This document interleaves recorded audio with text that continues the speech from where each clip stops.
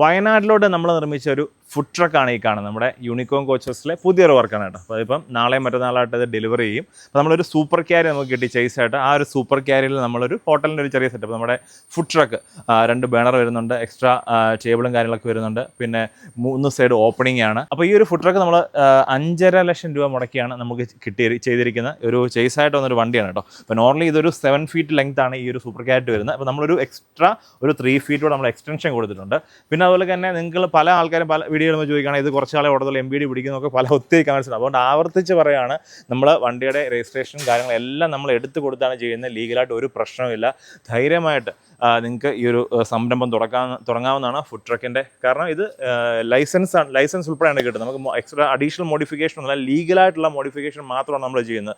അവരെന്താണോ പറയുന്നത് അതിനകത്ത് നിന്ന് നമ്മൾ മാക്സിമം നമ്മൾ ചെയ്ത് കൊടുക്കും. അതുകൊണ്ട് നിങ്ങളുടെ ബഡ്ജറ്റ് എന്താണോ അതിനകത്ത് നിങ്ങളുടെ റിക്വയർമെൻറ്റ് എന്താണോ ആ രീതിയിലാണ് നമ്മൾ ഓരോ വണ്ടി, അത് ഫുഡ് ട്രക്ക് ആയിക്കോട്ടെ, കാർട്ട് ആയിക്കോട്ടെ, ഹേഴ്സുകളായിക്കോട്ടെ, എന്തും നമ്മൾ ചെയ്യുന്നത്. അപ്പം ഇതുപോലുള്ള ഫുഡ് ട്രക്കുകൾ നിർമ്മിക്കണമെന്നുണ്ടെങ്കിൽ നമ്മുടെ യൂണിക്കോൺ കോച്ച് വർക്ക്സുമായിട്ട് കോൺടാക്ട് ചെയ്യാവുന്നതാണ്. നമുക്കൊരു 45 വർക്കിംഗ് ഡേയ്സിൽ നമ്മളൊരു വണ്ടി, അതായത് വലിയ വർക്കൊക്കെയാണ്, അതായത് ചെറിയ വർക്കൊക്കെയാണ്, കാർട്ടുകളൊക്കെയാണ് 30 വർക്കിംഗ് ഡേയ്സിലൂടെ നമ്മൾ ഫിനിഷ് ചെയ്ത് കൊടുക്കുന്നുണ്ട്.